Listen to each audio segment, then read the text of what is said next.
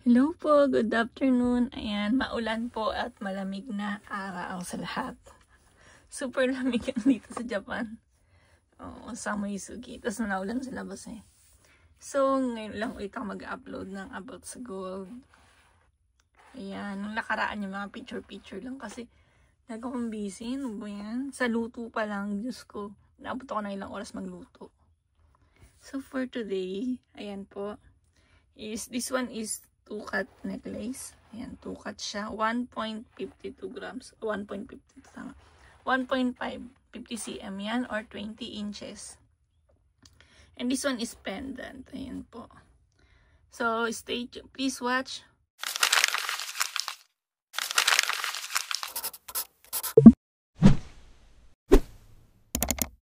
So, ayan na nga po. Ayun na nga po eh. Wait lang nga. Baka matumba to. Ito natin, hi. Ito siya. Ating pendant. Ayan, ang ganda, diba? Pendant. Yung kuko ko, ang haba na. Mahaba na to sa akin. Dati mas nagpapahaba, kaya lang.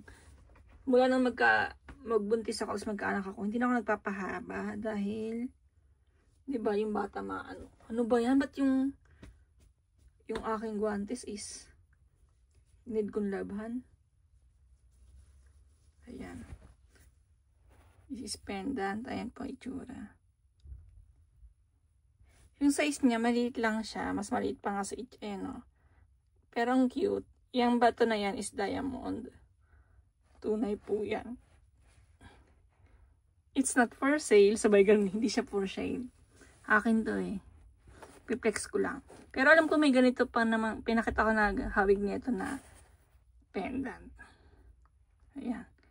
Ganyan siya. Tapos may diamond. Mahal na kasi ang gold ngayon. So, alam mo yung pag binenta ko, tapos manghihinayin na naman ako na, sana hindi ko binenta. Ang dami kong sana.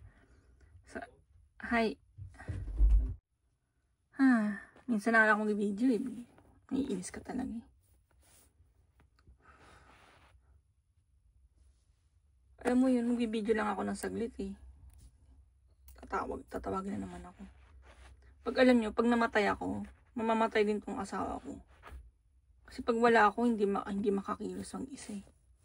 O baka maghahanap yan ng bagong jowa. Para may ano siya, may katulong. Naiinis ako. Alam mo yun, nauubos yung oras ko sa maghapon kasi magluluto, mag-aasa sa kanya dahil work from home siya. Dito siya nag-work sa bahay, sa computer. So, pagkape, kung ano-ano, kailangan ko pa i-prepare. Oo, okay lang naman sa akin. Yung kailang, nakita niya naggagawa ko ng video. Tatawagin na naman ako. Tapos kapag wala akong ginagawa, diba, alam mo yun, wala, mahina yung kita ko. Tatanungin din ako kung kamusta yung tinda mo. Eh, Diyos ko, ang tumal ng online ko ngayon kasi nga, ang daming nagtitinda. Lahat ng FB friends ko naging tindera na. Yes. Kaya naiinis ako. Yung gusto mong mag-effort, kaya lang nakaka-stress din. Yes. Ay. Yun, pasensya na po.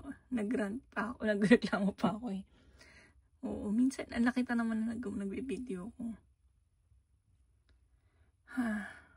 Yun, kaya hindi ako makagawa-gawa ng video dahil sa ganyan. Yung wala akong space na time space for myself. Na, halimbawa, yan, ganito. Nandito ako. Diba? Ay. Alam nyo, mas masarap talaga paging single ka. Kasi hawak mo yung time mo. Kaya isa kong pinsan na wala siyang asawa. Kasi ng anak. Sa kanya, alam mo, swerte mo. Kasi pag may anak ka, nako, sakit sa ulo, promise. Kaya, okay na rin yun na, na, hindi siya, sagot na wala kang asawa. Diba? Kahit na 30 plus na siya. Tapos wala ding anak kasi nga, at least hawak mo yung oras mo. Bago naman ako mag-asawa, matagal din naman eh. Na-enjoy ko rin naman yung pagkadalaga ko. Mga ilang taon na ba kami nung kinasal? Parang 13 na ako nung nagpakasal kami. Before that, na-enjoy ko naman. Lagi ako nasa Pinas, pauwi ako dito, tapos kung ano gusto ko, nagpupunta ako sa bar. Na-try ko na magpunta sa gay bar. Kami ng mga kaibigan ko, tinry namin, nakakatuwa. Ayan. Nagbigay pa ako ng tip kasi mas okay na magbigay ka kasi syempre alam ko naman na galing sila sa probinsya. Yung ganyan. Tapos nagtrabaho dito. Diba? So, nagbigay akong tip. Tapos yung kaibigan ko, nakakatawa ko, nagbigay ako 500. Sabi niya, nagbigay ka? Sabi niya sa taxi, balik ka manong. Tapos nagbigay din siya. Oo, sumasayo, Gasti. Saan ba to? Sa Adonis kami nagpunta nun. Pero hindi na ako pupunta ngayon kasi dalaga pa nga ako nun. Wala pa akong asawa. Pag ganito na may asawa ka na, hindi ka na makapunta sa ganun kasi magreklamo yan. Huwag pupunta doon, diba? So, yan. Back to our jewelry. So, jewelry tayo. Ayan. Next time na ako mag-chismis. Ayan. Yan yung pendant. Nakita niyo yung tsura. Ganyan siya. Pendant is 2.6 grams. Mas mataas siya, diba? Ay, yung grams niya. Kahit alahas ko yan, ang ginagawa ko kasi, tinitimbang ko siya, tapos nilalagyan ko ng label, yung mga plastic ko, yung lagayan ko. Bago ko siya ilalagay sa aking jewelry box. Ganyan. Bago ko siya ilalagay sa jewelry box. Ganyan ako, nilalagyan ko ng mga, ganito. Para, alam ko kung ilang grams yan. Tapos, much better na gumawa kayo ng inventory ng mga alahas nyo. Kasi, in case na may nawala, malalaman nyo agad. Oo. Lagyan mo ng check kung ano yung mga nandyan or wala. Diba? Kasi mahirap pag marami kang alahas. Ako hindi naman ganun karami. So, ayan. Pero, nilalagyan ko pa rin ng mga label. Tsaka yan, yung inventory. Kasi mahirap pag nawala. So, ito siya. Ayan yung ating tukat. Yung timbang ako nasa kabilang room. So, hindi ko na siya titimbangin Kasi alam ko naman 1.5 grams to. Parang may itim. Sorry. Ano to? So, ayan yung itsura niya. Diba? Ang ganda. Ito is tukat 5 grams. Alam niyo, maganda yung nito. 30 grams. 50 grams. Kasi ang kapal. Nakita ko na yung tukat 50 grams. Ang ganda. Nakaka-inlove. Sa isip ko pa nga noon nung mababa pa yung gold, bibili ako ng 50 grams na tukat. Pag nakaipon ako. Ito maas na yung gold. Paano ko pa bibilhin? Gusto kong mahal na ngayon ng 50 to 100 grams. Kasi gusto ko yung design niya na patukat. Talagang wala lang. Para siyang Cuban ba yung ganun ang hitsura niya. Ayan siya. Diba? Ang ganda ng pendant. Itong pendant ko is kasya hanggang 10 grams. Yeah, I think so. Next time, itatry ko sa 10 grams to. Ayan siya. Wow. Ang ganda, diba? Naikot.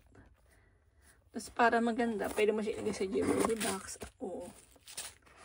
Ayan. Ilagay sa jewelry box na yan. Para lang may design. So, automatic. Sakit ng ulo ko. Alam nyo, tagal ko lang din nakakawin ng Pinas. Last uwi ko 2019. Buhay pa papa ko nung lolo ko. Lolo ko to yung tatay ko. Hindi nga ako nakapunta nung libing ni papa Sabi kasi ng tita ko kahit inaraw ako mo, okay lang daw. So hindi ko na lang din pinit kasi ayoko namang iwan yung anak ko mag-isa dito. Pero namimiss ko pa rin umuwi at saka gusto ko rin dalawin si papa. Tsaka sila tiya, sila lolo. Kaya baka yun, pag nakauwi akong pinasasaglit ako doon kay papa tsaka kay lolo, tiya. Ganun talaga. Namimiss ko sila. So, ayan niya. Ayan. Kita nyo? Oh, diba? Ang ganda. Ayan ang itsura niya. Iba talaga pag naka-jewelry box na, diba? Naka-box na siya. Mas maganda natin. Tapos pwede mo siya ilagay sa ganyan. Oh. Ang hilig ko sa mga ganito kasi cherry blossom. Tapos gusto ko yung kulay na ganito. Itong kulay na to, tsaka yellow, at tsaka light pink, light blue, ganyan. So, that's the necklace and pendant. Yung necklace, binibenta ko yan. Pero yung pendant, hindi yan binibenta kasi akin yan. Binilex ko lang para makita niya po. Iningatan ng pinsan ko Nako. Sabihin ko, hindi. Yung isa pala yung tiger. Ito hindi ko to binibigay. Kasi gusto ko to. Wala lang kasi mahilig ako sa simple. O, ayan po So, if you like this video at gusto niyo ng gold, PM me sa aking page, sa FB page, or kaya sa saan ba to? pwede naman kayo mag-comment dito. Kaya lang kasi, madalas hindi ako naka-reply. Oo. Tsaka hindi ko rin masabi yung price kasi nga, pataas ang pataas yung price. Pag binigay ko yung price ngayon, tapos iba na naman susunod, magtataka kayo, di ba? So, ang grams nito is 1.5 and 2.63, 2.6 and 1.5 grams. Ayan. Thank you for watching. If you like this video, please don't forget to hit the bell button and subscribe my YouTube channel for more updates about jewelries and chika-chika about Japan. So, thank you for watching. Arigato. Bye-bye.